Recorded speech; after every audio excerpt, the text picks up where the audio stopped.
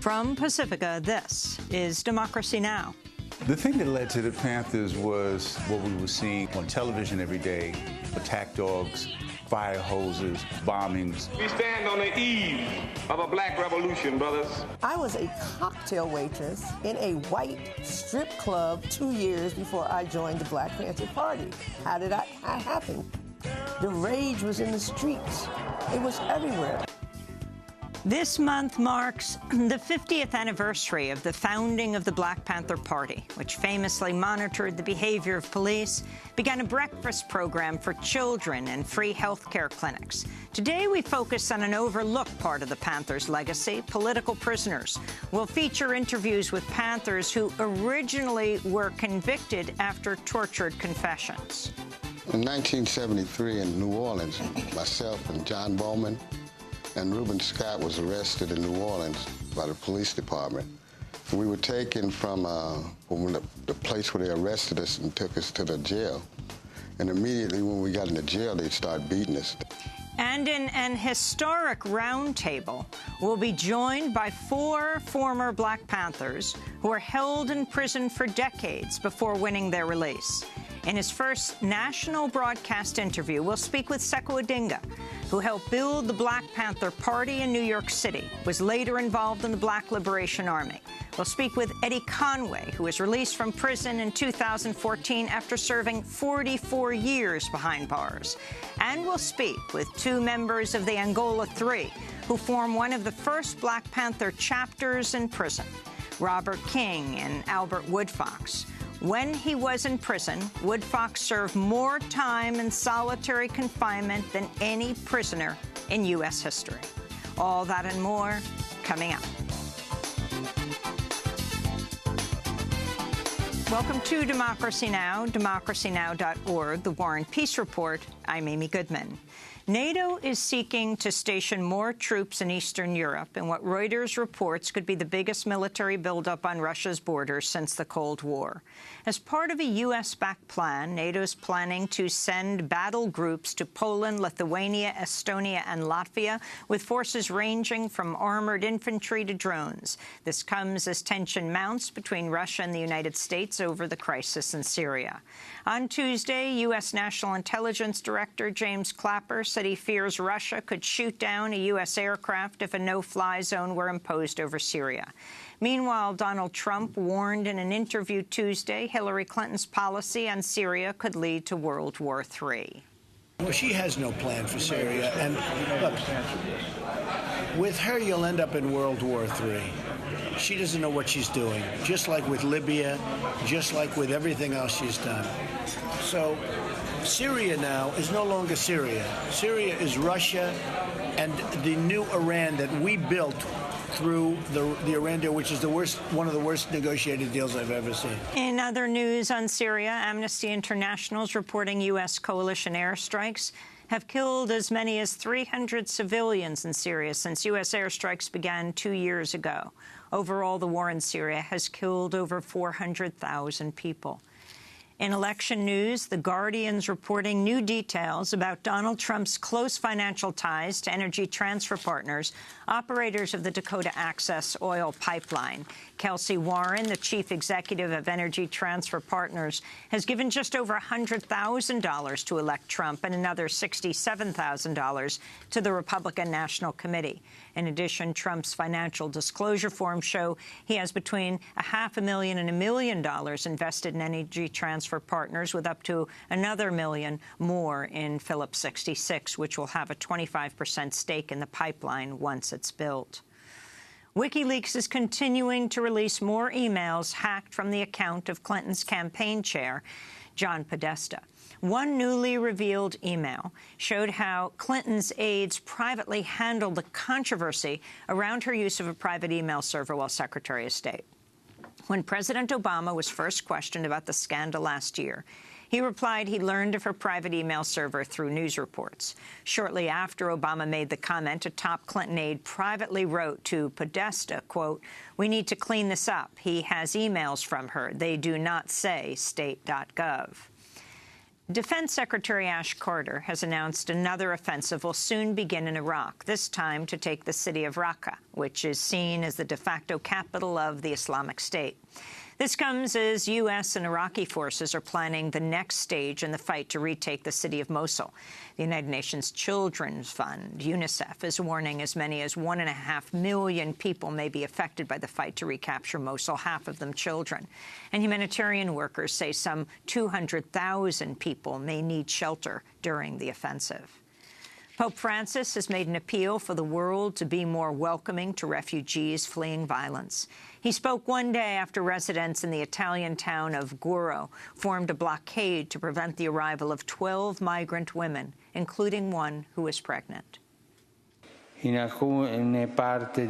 some parts of the world, walls and barriers are coming up. It seems sometimes that the silent work of the many men and women who, in diverse ways, are doing their utmost to help and assist refugees and migrants is obscured by the noise of others who are giving a voice to an instinctive egoism. But closing up is not the solution. In fact, it ends up helping criminal trafficking. The only solution is that of solidarity. Solidarity. Meanwhile, in France, migrants set tents and shelters ablaze last night in Calais as authorities moved to clear the refugee camp known as the Jungle. Thousands of refugees from Afghanistan, Iraq, Syria, Somalia, Eritrea, Sudan, and other war-torn countries have been living in the camp as they seek to reach England through the Channel Tunnel. To get a sense of the largest refugee camp in France, go to DemocracyNow.org, where we were last year.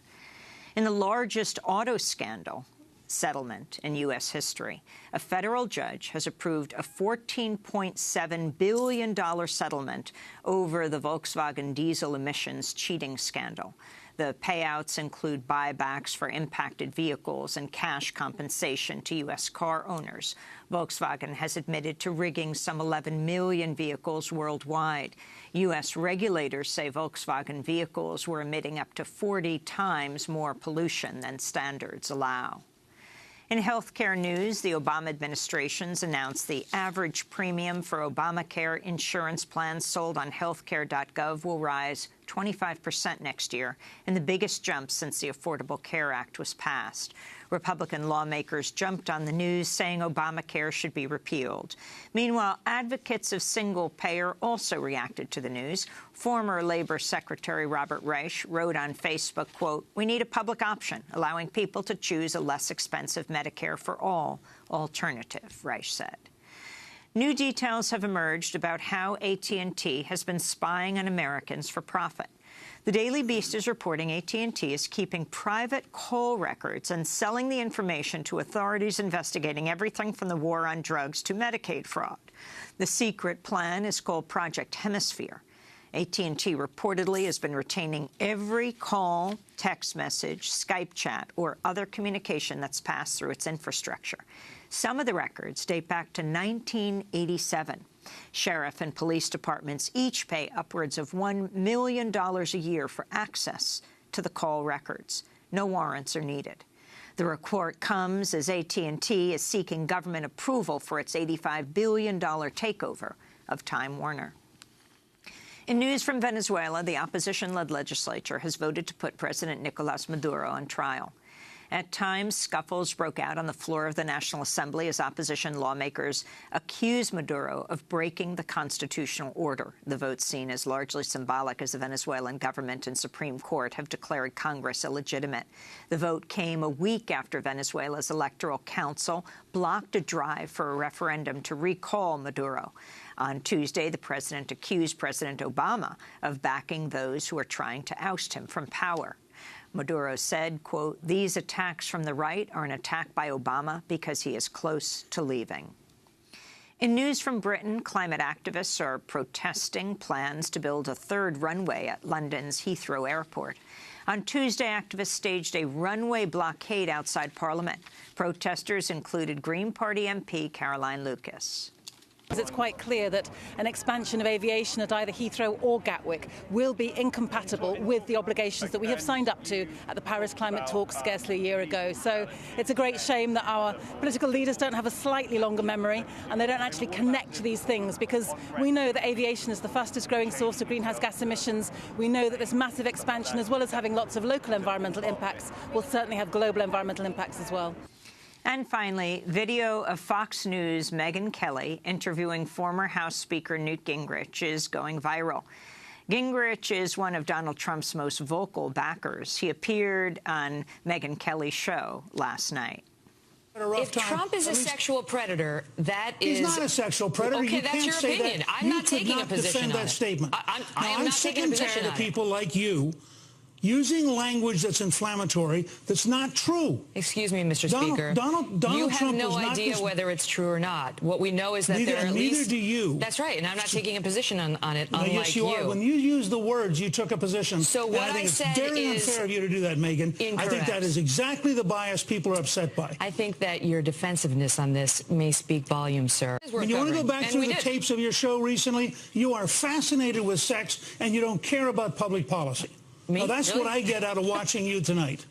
You know what, Mr. Speaker, I'm not fascinated by sex, but I am fascinated by the protection of women and understanding what we're getting in the Oval Office. That's Megyn Kelly and Newt Gingrich. Those are some of the headlines. This is Democracy Now!, democracynow.org, The War and Peace Report. I'm Amy Goodman. And I'm Juan Gonzalez. Welcome to all of our listeners and viewers around the country and around the world. This month marks the 50th anniversary of the founding of the Black Panther Party. Huey Newton and Bobby Seale founded the organization as a way to combat police brutality and oppression.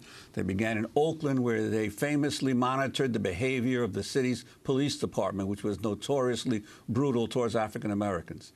In 1968, they began a free breakfast program for children. As their efforts drew media attention, the movement grew nationally and chapters formed in dozens of other cities. Members of the party eventually founded more than 60 different Serve the People programs that focused on providing other services such as free medical clinics.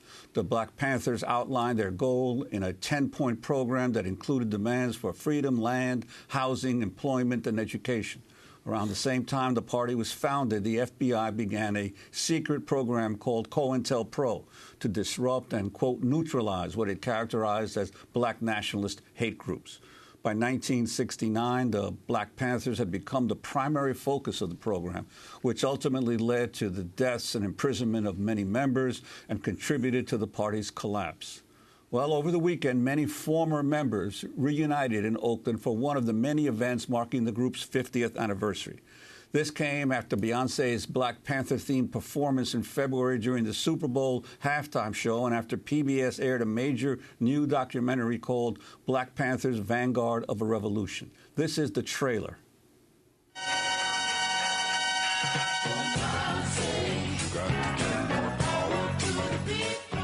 The thing that led to the Panthers was what we were seeing on television every day: attack dogs, fire hoses, bombings. We stand on the eve of a black revolution, brothers. I was a cocktail waitress in a white strip club 2 years before I joined the Black Panther Party. How did that happen? The rage was in the streets. It was everywhere. I say that Ronald Reagan is a punk, a sissy, and a coward. And I challenge you to a duel. Eldridge had this incredible ability to encapsulate a thought that stabbed right into the heart of the enemy. Now, was he insane? Yeah.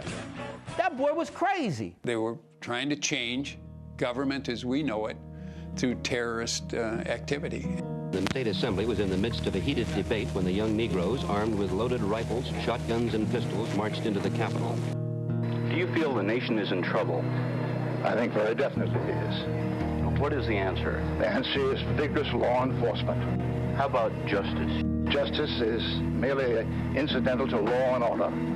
The FBI saw the Panthers as a very, very threatening and violent revolutionary movement. They absolutely wanted this organization to be destroyed. I felt absolutely free. I was a free Negro in that little space I had. I was the king. And that's what I felt. The great strength of the Black Panther Party was its ideals and its youthful vigor and enthusiasm. The great weakness of the party was its ideals and its youthful vigor and its enthusiasm. That sometimes can be very dangerous, especially when you're up against the United States government. That's the trailer for the Black Panther's Vanguard of the Revolution, directed by Stanley Nelson. Shortly after the film's release, Democracy Now! Spoke with one of its subjects, Kathleen Cleaver, who served as communications secretary of the Black Panther Party and is now a law professor at Emory University. When I got involved with the Black Panthers, it was a brand new group. And in fact, there were like 5 when I got there, because most of them were in Santa Rita prison after the visits to Sacramento. So it was a new organization. It was very, very exciting. And all their principles and the it was one of the first organizations based on the concept of black power that had been articulated in Mississippi and by SNCC.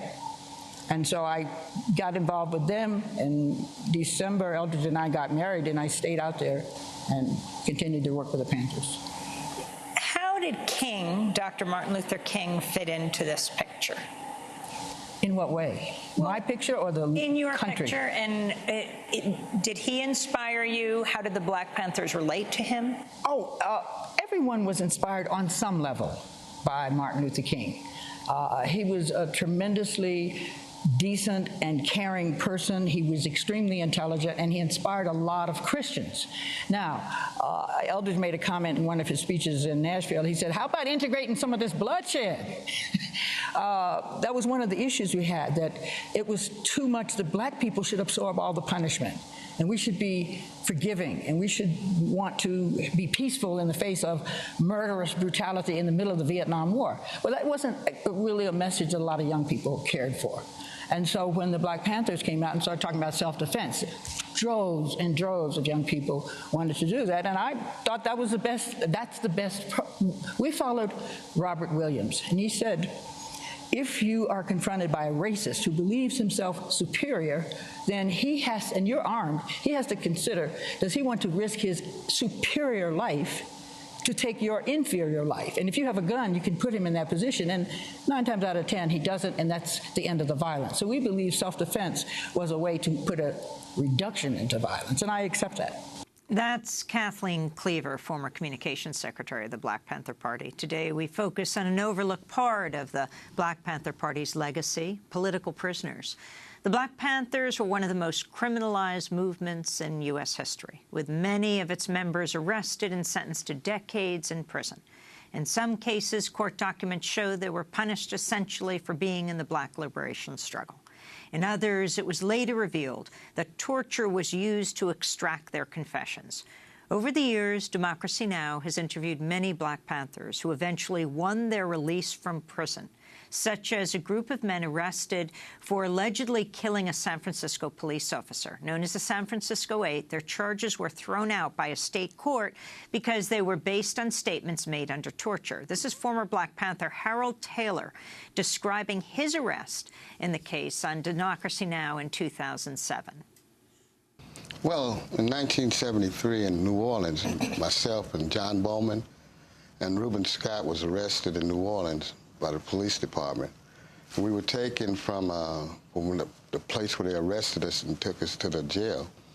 And immediately when we got in the jail, they'd start beating us. They never asked us any questions in the beginning. They just started beating us. They had already had Reuben. They had arrested Reuben earlier that day before they arrested me and John Bowman. And they put me in a room with Reuben Scott when they first got me there, and he had been there a couple of hours. Well, he was laying on the floor in a fetus position, and he had urine on him, feces, and his face was scratched up, and he was swollen, and he was trembling. And I asked him, I said, Reuben, what's going on? He says, nothing. He doesn't say anything. He's just shaking. And then immediately the door opens up, and the police pull me out, and they tell me, says, if you don't cooperate, this is what you're going to get. And they made me take off my clothes, chain me to a chair, by my ankles to the bottom of the chair, and my wrists to the sides of it. And I just had on my shorts. And at that point, they started beating me. That was former Black Panther Harold Taylor speaking about his 1973 arrest and interrogation for a murder charge that was later thrown out. Now, 50 years after the founding of the Black Panther Party, many former members are still held in prison based on similar tortured confessions. Others were convicted based on questionable evidence or the testimony of government informants. Widely recognized as political prisoners, they account for one of the Black Panther Party's most enduring legacies. When we come back from break, we host an historic roundtable, speaking with some of the people who have spent decades in prison. We'll be joined by 4 former Black Panthers who have been released from prison, 3 of them within the last 3 years. This is Democracy Now! Back with them in a moment.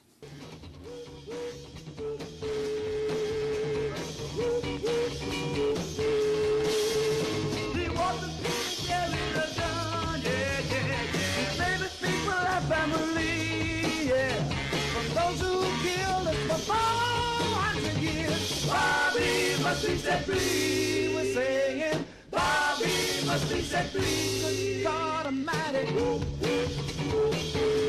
said I can't be free. Say that he killed a brother, yeah, but this we know it just can't be, yeah. He's proven his love for his people, that's why Bobby must be set free, we're saying. Bobby must be set free. Set the chairman free. I said how many more brothers must die, yeah, yeah, before we all finally free, yeah. The oppressor has no rights, we are bound to respect. That's why Bobby must be set free, we're saying. Bobby must be set free. 1, 1, 1 more.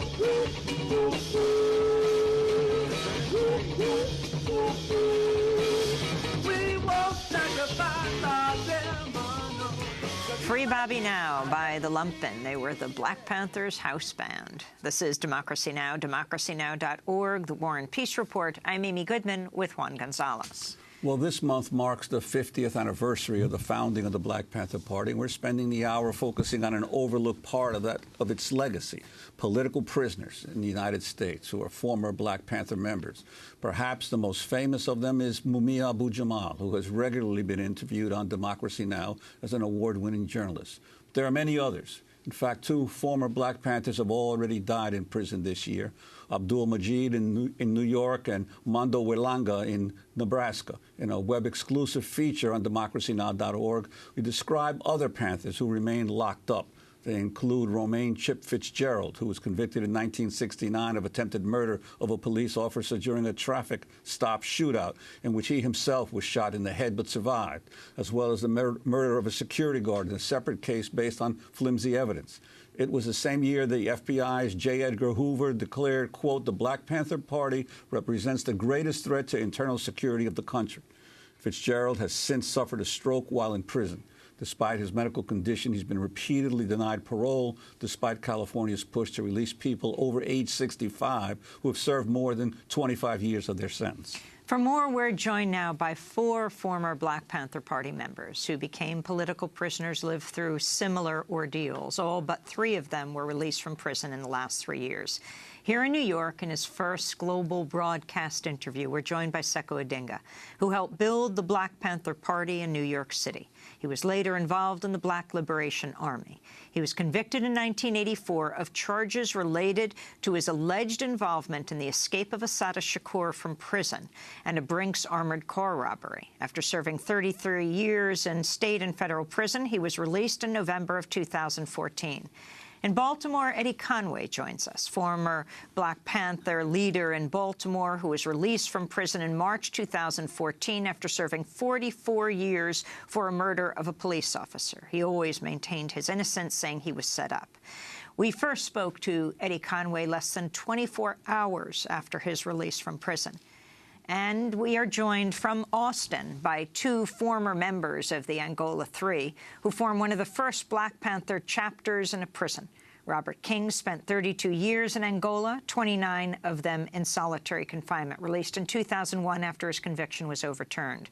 With him is Albert Woodfox. Until February of this year, Woodfox was the longest-standing solitary confinement prisoner in the United States. He was held in isolation in a 6-by-9-foot cell almost continuously for 43 years at the Louisiana State Penitentiary known as Angola. He was released on his 69th birthday. We spoke with him 2 days later, and I asked him at the time how it felt to be free.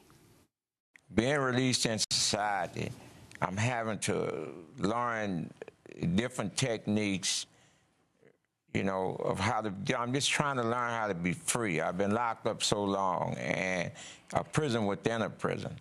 So for me, it's just about learning how to live as a free person and just take my time. Right now, the world is just speeding so fast for me, and I have to find a way to just slow it down. Albert Woodfox speaking on Democracy Now! Last February, just days after his release. We welcome him and all of you to Democracy Now!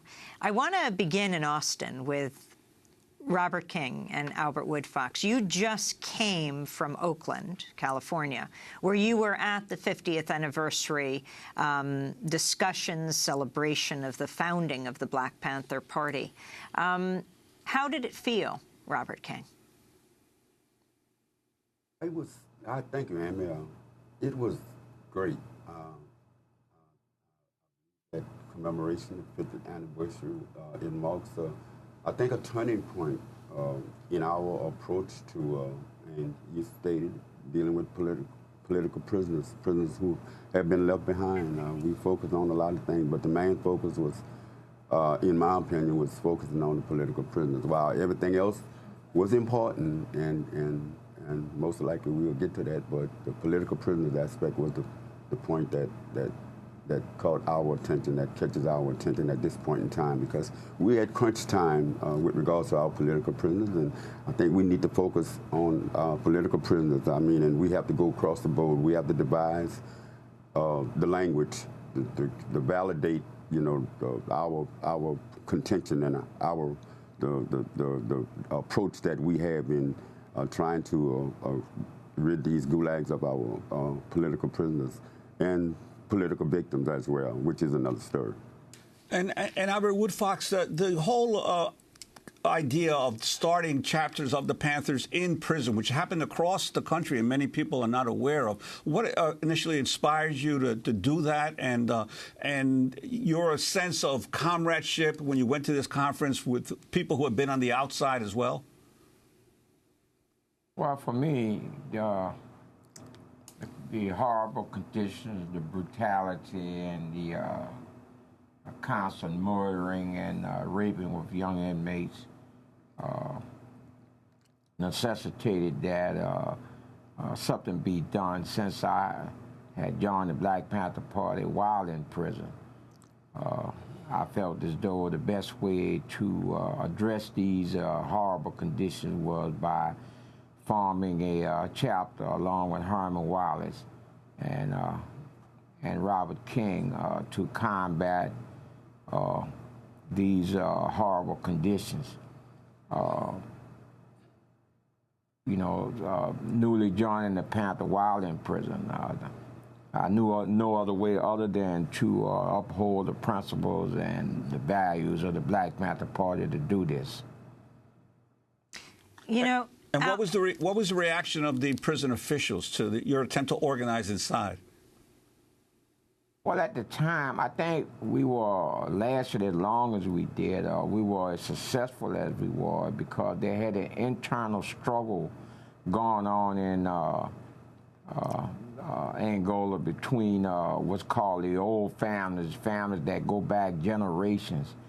And I think the Secretary Lang Hunt, DOC Secretary Lang Hunt, who I think was the first female secretary they had ever had brought in personnel from outside, the warden, Murray Henderson, and he in turn brought in people from outside. And so given this internal struggle between the old families and the personnel brought from outside of Louisiana, and their concentration was on that rather than on the organizing that myself and Herman Wallace and Robert Wilkerson was participating in, in the prison population.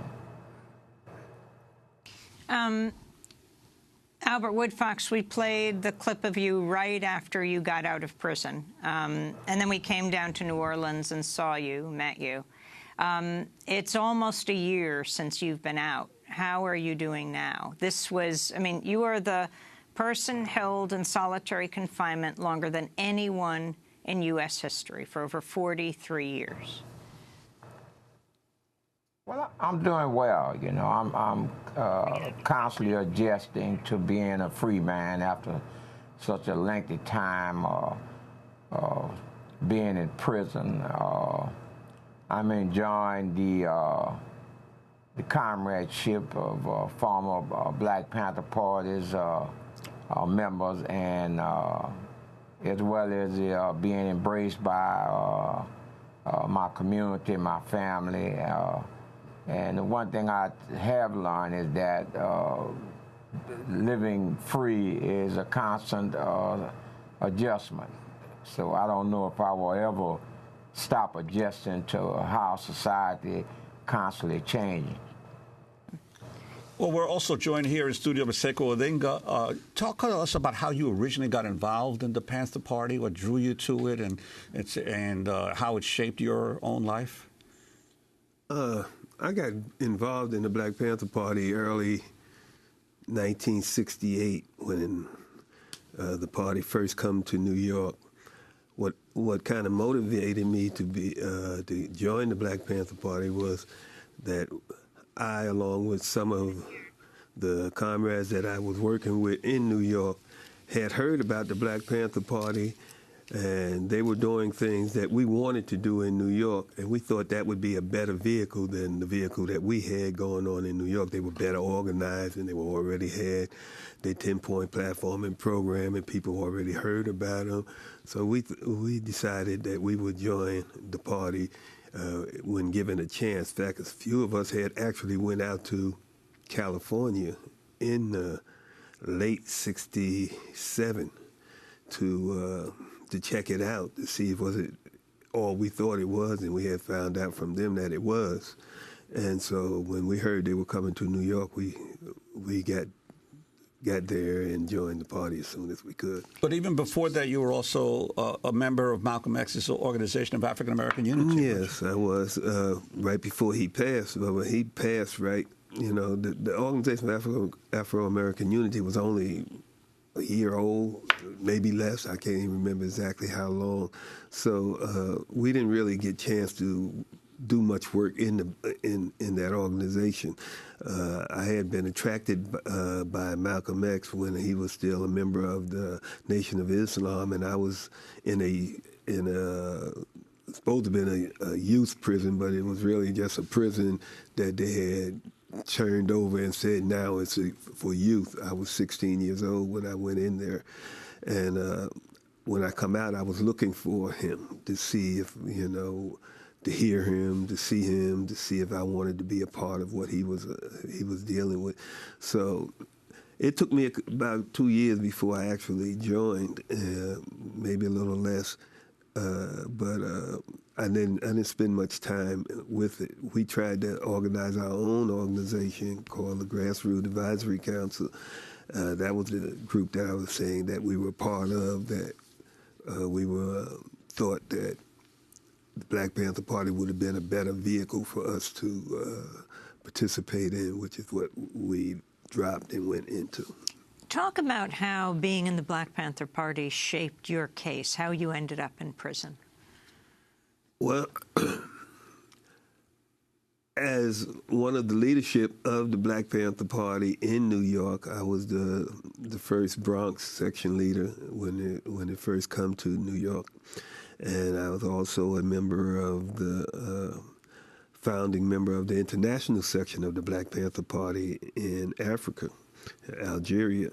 So I was kind of one of those identified by COINTELPRO as someone to maintain, to follow, to listen to control any way they could. So that's J. Edgar Hoover's counterintelligence program. Yes, and so I think once they realized that who I was after my capture, when they first captured me, they didn't know who I was, and they had, although there had been what they call a shootout, there was no real shootout.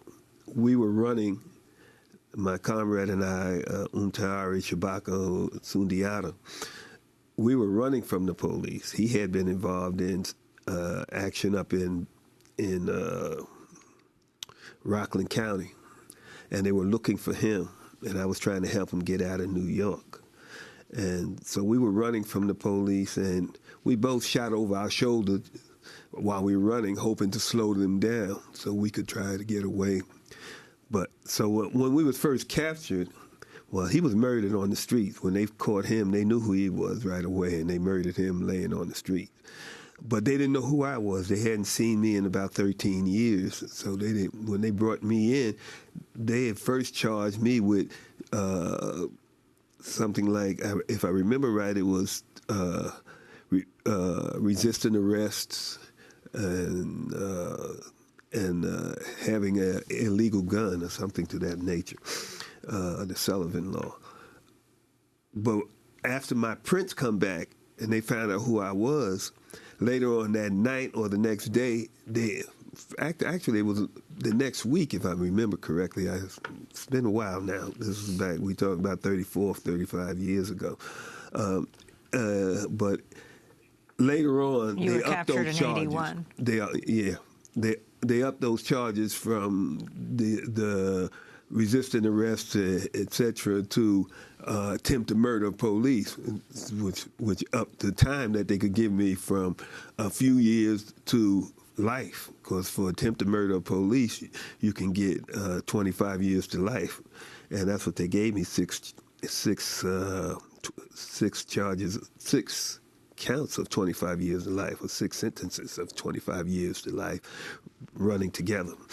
So that's how I think it changed. Once they realized who I was and that I was one of the targets of COINTELPRO, the charges went from low charges to extra high charges. And this whole issue you mentioned of being part of the international section of the party, most, especially young people, a lot of them watching this show, don't really understand necessarily the impact that the Panthers had, not only in the United States, but internationally. And for a while after there was a split in the party between Huey Newton and Eldridge, there was a whole group that was working in Algeria, weren't they? Could you talk about what happened there and your impact in terms of the movements in Africa that were in existence at the time? Well, let me back up a little bit. Mm-hmm. I don't think that it was just a split between Eldridge Cleaver and Huey Newton. There was a split between two factions, right, and people have, for whatever reason, identified it as Huey Newton, Eldridge Cleaver, but it was like, from my perspective, it was the left from the right. Mm-hmm. You know, that some people were on the right, as we called it, were moving to the right, mm-hmm, and moving into mainstream politics rather than revolutionary politics. Mm-hmm. And those of us on the left was maintaining that we had to be different from that. Now, to go to the effect that it was the party was having a big effect all through the world, through Europe, Latin America, Africa, and in many places, support committees came up in Europe, and in Africa, we were able to work with many of the different liberation movements. We were welcomed by all of them that was in there, and almost everyone was in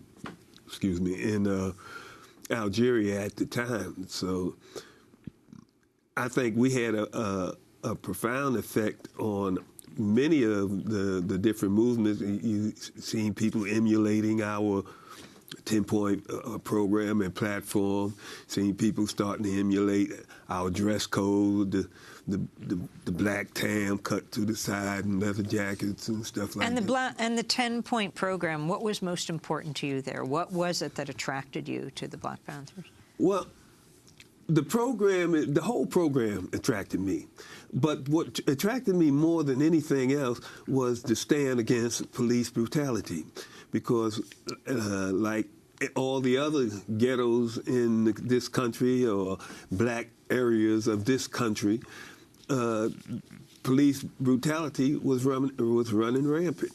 From my first memory of it was in New York was a little Clifford Glover who was murdered out in my neighborhood in Jamaica, Queens, out over on New York Boulevard, Guy Brewer Boulevard, they call it now. So I think what we were really concerned about was trying to put some kind of control on the police, or at least be in a position that we could counter some of what they were doing. So that was the attraction, the big attraction to that for me personally, and many of the comrades that I came in with, because we were not part of the civil rights movement to turn the other cheek. We were mostly followers of the Malcolm X position that if someone smack you, you smack them back. If someone punch you, you punch them back. That your life was the biggest and best thing you had, and you had a right to not only protect it, but to defend it by any means necessary. And so those are the things that really attracted me to the party. How did you get out of jail after 33 years? I think I know that the biggest thing was that I filed a Article 78, which is a legal position in the courts, claiming that New York State did not have the right to hold me any longer. Their law basically says that the jurisdiction, I was under two jurisdictions, the New York State jurisdiction and the federal jurisdiction. And the law basically says that the first jurisdiction, the controlling jurisdiction, has to exhaust their remedies with you before giving you to another jurisdiction. And I maintain that they didn't do that. That once they gave me up, then they lost control of me, because that's what their law says. And basically the judge agreed with me, and he ruled that only thing he ruled was that they didn't give me up deliberately, as he put it. He said that I think they made a mistake, which the law don't have no position in there for making a mistake. If you give them up, you lose them. But to save the face for them, he said, I think that they made a mistake. So to fix that mistake, what I'm going to do is run the time that you did in the federal system with the time that you were supposed to do in the state system, and I'm going to order them to give you everything that they should have given you if you'd have been in the state, which he was basically saying that you have to give him parole. Mm-hmm. You know. So, and were you convicted of helping Assata Shakur to escape? That was one of the charges in the federal system. And what was your contention? I have no contention on that at this point. I was found guilty of it. If anything, I'm proud to be associated with the liberation of Assata Shakur. So since they found me, I did plead not guilty to it, if that's what you're asking me. I pled not guilty to it in the court case, but at this point that I've done the time, I don't have no contention on it any longer. I'm proud to be associated with the liberation of Assata Shakur. She should have never been locked up for all that time anyhow, and treated like she was treated, because it was clear that she didn't murder any officer or her comrade Zaid Shakur. So I am. That's my position now. We're talking to Sekou Odinga here in New York, Albert Woodfox and Robert King in Austin, Texas. They're about to go on a European tour talking about their experiences in jail, the 50th anniversary of the Black Panther Party, and more. When we come back, Eddie Conway will join the conversation, served over 4 decades in prison. He's joining us from Baltimore. Stay with us.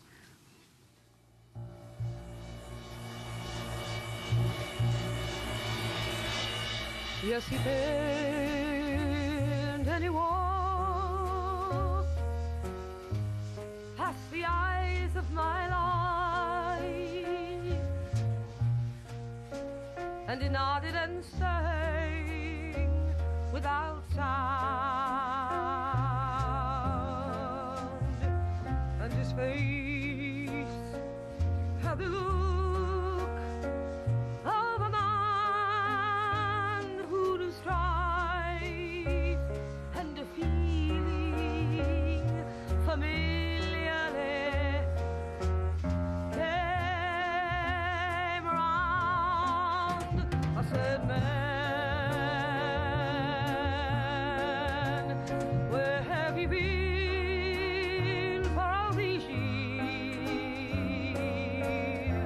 Man, where were you when I sought you?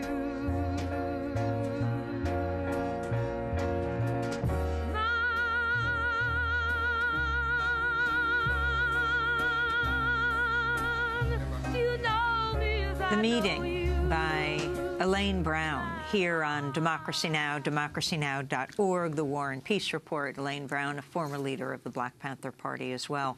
I'm Amy Goodman with Juan Gonzalez. Well, this month marks the 50th anniversary of the founding of the Black Panther Party, and we're spending the hour focusing on an overlooked part of its legacy, political prisoners in the United States who are former Black Panthers.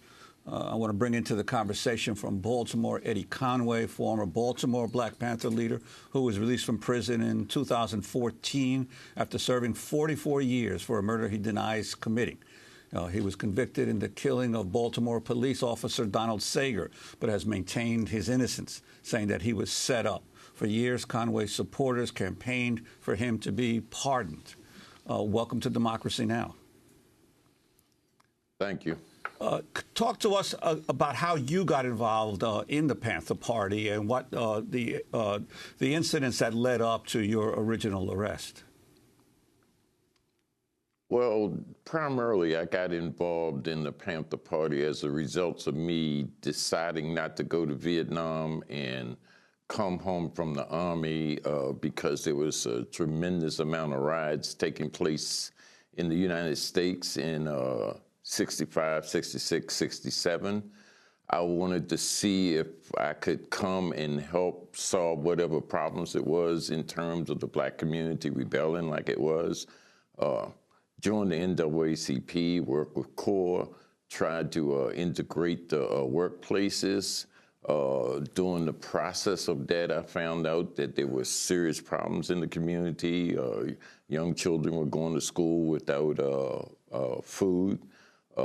There was no medical care. There was a number of things. The community was under attack by the police departments, et cetera. So I looked around and identified what I thought was the best organization to address that. It was the Black Panther Party. So I joined the Black Panther Party. We established a health institute, a medical clinic, breakfast program, educational program, community control, the police, et cetera.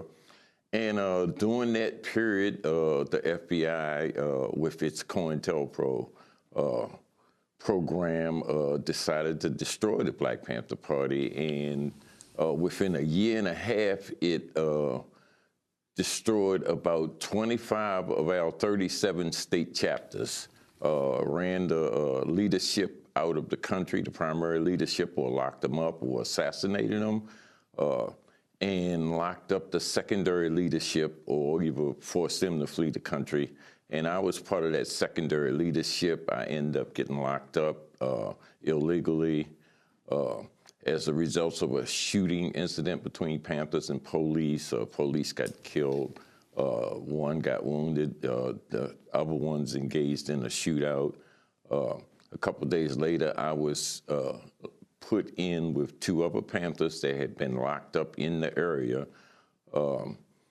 and taken from my job, and tried, convicted, found guilty, and spent 12 years in prison before they made a determination that we had all been tried illegally in the state of Maryland according to the law. But it took another 32 years to actually win our release, or win my personal release. And Eddie Conway, you mentioned that wave of repression, first of the top leadership, then of the secondary leadership. One of the things I remember was years after that repression occurred, the New York Times reported about a secret poll that the federal government had done, and where the federal government concluded that at least 25% of all African Americans in the country were supporting the Black Panther Party. So they were deeply worried that the black community was being increasingly radicalized as a result of your efforts. Well, not only that, but their problem was that we formed alliances with groups in other communities, the Native American community, the AIM. We formed alliances with the Latino community, the Brown Berets, with the Puerto Rican community, the Young Lords, the white community, the Patriot Party, White Panther Party, et cetera. We formed alliances throughout the country, but alliances were also being formed, and our programs were being duplicated in India, in Israel, in Africa, in Europe, in the Caribbean, and so on. So it was those ideas that were spreading, and that unity in terms of creating an alliance that scared the government the most. And so they weren't just concerned about what was happening in the black community, but they was concerned about the ideas of international socialism spreading throughout the radical communities around the world, taking an example from the way we were building and organizing. And they had to disrupt that building and organizing. And the only way they could was they labeled us as black militants with only a self-defense component, and they gored us into, by killing us, assassinating us, blowing up our buildings and whatnot, they gored us into resisting, protecting the stuff that we had built, and it actually led to a split, for the want of a better term, between those of us that thought that building a broader base among the masses was the correct way to go, and those of us that was tired of being persecuted and attacked, and tired of seeing our members assassinated. Sekou Odinga, while you're out of jail, you're very much focused on those who are still in prison. Can you talk about some of those cases? Yeah, we have a number of brothers left in the prisons, about 15 of them. And for the most part, they're in bad condition. Most of us are getting older. You know, I believe all of them is 60 years or older. They've been in prison for long periods of time. Many of them should have never been in prison at all. They were framed and illegally convicted. I've been trying to, as well as many of the other brothers. I know all 3 of the other brothers that's on this program with us have been advocating for the release of these other political prisoners like Mumia Abu-Jamal, Sundiata Acoli, Mutulu Shakur, Robert Seth Hayes, Kamal Siddiqui, Veronza Bowers. It's a number, like I say, it's 15 from the party itself, and there's many other political prisoners in this country. You know, this country maintains that there is no political prisoners, that everybody is criminals, but it's just not true. You know, the same things that we hurrah and support in other places, like people like Nelson Mandela, our prisoners were doing the same things, and they were captured and convicted of the same things, and we should remember them and treat them like the heroes they are. They earn that respect. Most of them, like I say, are getting older. A lot of them are sick. You know, a lot of them are being held even after the courts have ordered them released. People like Veronza Bowers, who was did all of his time and then was. After he was on his way out, they locked him back up with no charges. And he's been locked up now for over 11 or 12 years now, after he did all of his time. Sundiata Acoli was one court case where the judge ordered him released, and they refused to release him. And they keep going back with appeals so they can keep him in jail. Now he's almost 80 years old, you know. In Sundiata Acoli's case, the judge ordered the parole board to expeditiously set conditions for his release. He said then of his June 2016 New Jersey parole board hearing, they asked me almost nothing about my positive accomplishments. They asked, aren't you angry they broke Assata out of prison instead of you? My response was, no, I don't or wouldn't wish prison on anyone. Yeah. So these brothers need to be released, and we need to, first of all, we need to know who they are. People don't even know that we have political prisoners. Most of the names that I mentioned, most people wouldn't recognize it if they're not already politically involved. We want to raise their names up to a point where people will start knowing who they are and start demanding their release. Is there any hope that President Obama might do something before he leaves office? Yes, there's hope. There's definitely hope, and I'm sure that those. Well, I know for a fact that the prisoners, the political prisoners in the federal system, is asking him to for clemency or for some kind of release. I don't know if he's going to recognize them and help them, but. Albert Woodfox, earlier this month you had the opportunity to meet the U.S. District Judge James Brady of the Middle District of Louisiana, who issued the order saying you should be immediately released and barred from being retried for the killing of the Angola prison guard, Brent Miller, whose former wife even said she did not believe that you had done this. Judge Brady later said, quote, I did what a judge is supposed to do. We only have a minute. But what was it like to meet him and the power of judges in some of these cases as prisoners, former Black Panthers, are still seeking release? Well, you know, at the time I was speaking at Southern University Law School in Baton Rouge, Louisiana, and it was a total surprise to know that Judge Brady was in the audience. And so after speaking with the law students and attorneys and other people involved in the judicial system, I learned that Judge Brady was there, and I want to thank him for having the courage to apply the law and not allow my being a former Black Panther Party or my activism in prison to cloud the issues, and to apply the law, and that's exactly what he done. You know, of course, we know that the state of Louisiana, mostly through the Attorney General office, continuously appeal his rulings, and in most cases, his rulings were reversed or stayed, and this process was drug out over a 44-year period. We have to leave it there, but it's been a fascinating discussion. I want to thank Albert Woodfox and Robert King, now in Austin, Aseku Odinga, joining us here in New York, and Eddie Conway in Baltimore. Go to DemocracyNow.org for our special report on the Black Panthers who are still behind bars to find out more about their cases. Also, I'll be speaking at Arizona State University in Tempe Thursday, 7 p.m., Saturday morning here in New York at the New York Plus Club's 2016 Journalism Conference at the NYU Kimmel Center. Check our website for more. Democracy Now! Currently accepting applications for internships. I'm Amy Goodman with Juan Gonzalez. Thanks for joining us.